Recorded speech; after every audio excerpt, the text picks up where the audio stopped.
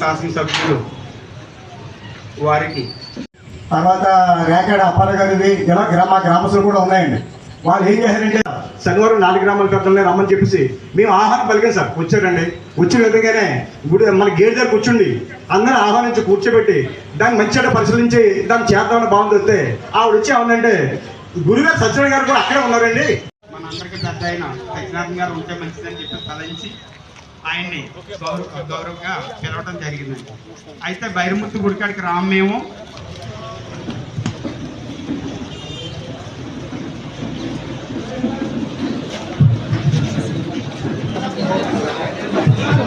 కూర్చోండి కూర్చోండి కూర్చోండి.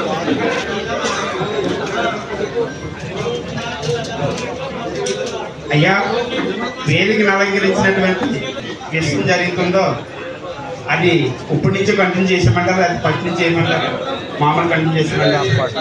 Okay sir. నమస్కారం. మీరు అందరూ సైలెంట్ కూడా ఎందుకు వచ్చారు ఇంతమంది పెద్దలు? పట్టుకెళ్ళిపోయారు.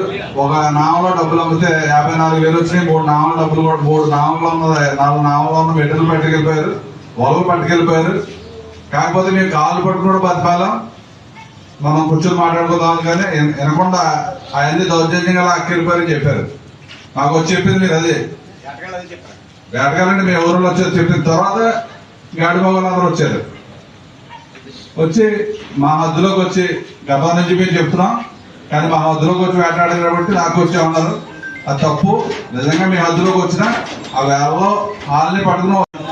ఎందుకంటే మందులేమో డబ్బు పంచి పెట్టడం, వాళ్ళైతే ఉన్నాయి ఆస్తులు అవన్నీ అమ్ముకోవడం చేసుకోవడమే వాళ్ళ పద్ధతి. నేను మాత్రం రాజకీయం అలాగే ఉంటుంది.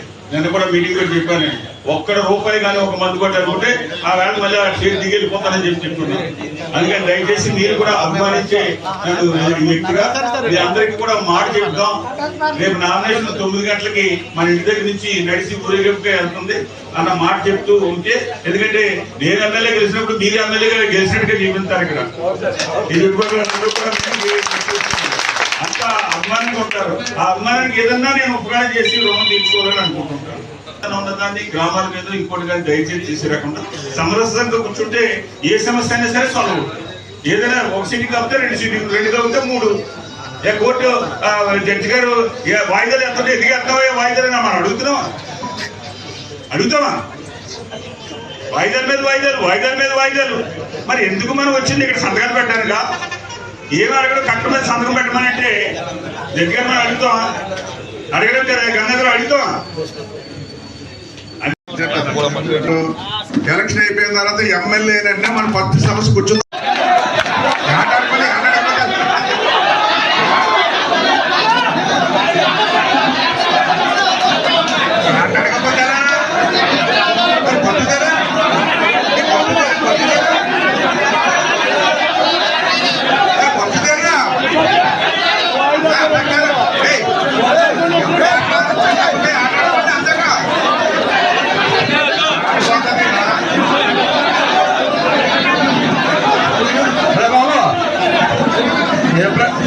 ఇప్పుడు బ్యాన్ టైం ఉంది, 2 నెలలు బ్యాన్ టైం ఉంది.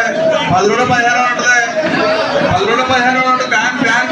బ్యాన్ పీరియడ్ అయిన తర్వాత దీన్ని మన మీరు గౌరవంగా 2 శాసనసభ్యులు పిలుచుకుందాం. మన సేమ్ మీ ఒకసారి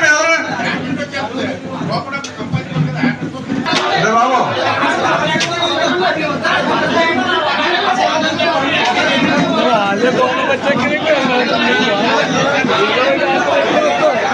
మీ సమస్య మాట్లాడుతాం.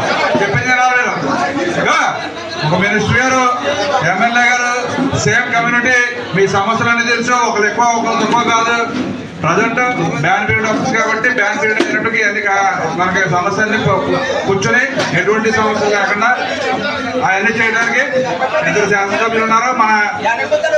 మన గ్రామ పెద్దలు ఉన్నారు. పలుస్తిప్పు కానీ పల్లం కానీ పెద్దలు ఉన్నారు. మీ పడిగట్లు బట్టి చెప్తారు. ఈ బ్యాన్ పీరియడ్ ఉంది కాబట్టి బ్యాన్ పీరియడ్ లోపు మీరు అందరూ ప్రోగ్రామ్ లో జరిగేది అన్నదమ్ముల్లో జరుపుకోండి. మన బ్యాన్ పీరియడ్ అయినప్పటికీ మీ సమస్య ఏంటో క్లియర్ గా ఎవరు ఎక్కడ మాట్లాడుకోవాలో డిసైడ్ చేస్తారు. చెప్పిందంటే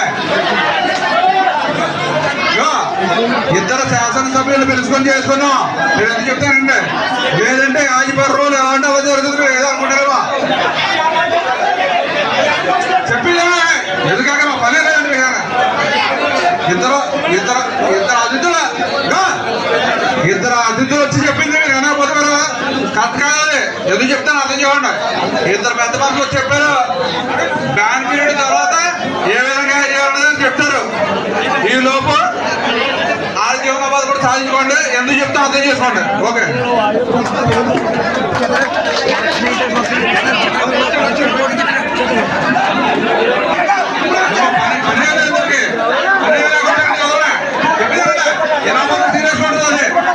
చెప్పిన మాట ఏమవుతుంది సీరియస్ గా ఉంటుంది.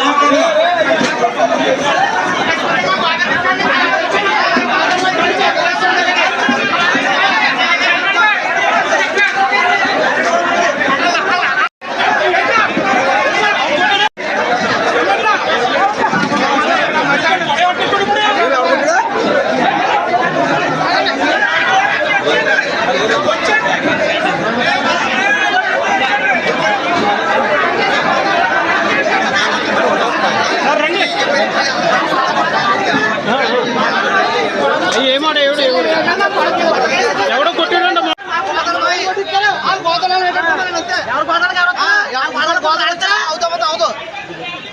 తప్పు కదండి. ఆ గోదాలకు మేము వెళ్తానన్నా మా గోదాలకు చెప్తున్నాం మేము.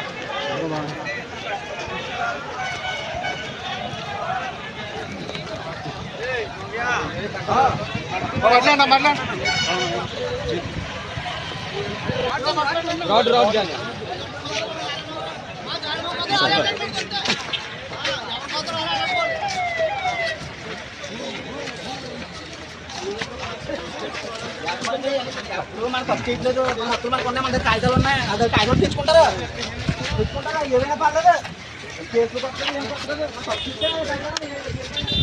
బండి అక్కడ ఉందో తర్వాత వచ్చిందండి.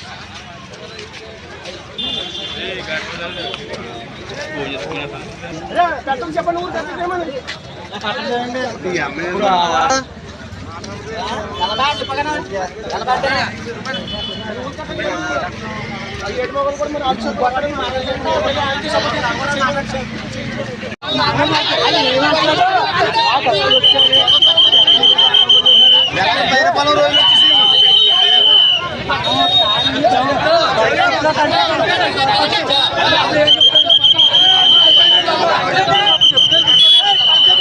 ఏర్ బాబా వాడు ఊర్లో నడిచేస్తారండి. సెక్రటరీ లేకపోతే ఎమ్మెల్యే నడగంటాడా ఇంటుంటే మంచి పని చేయండి. ఎమ్మెల్యే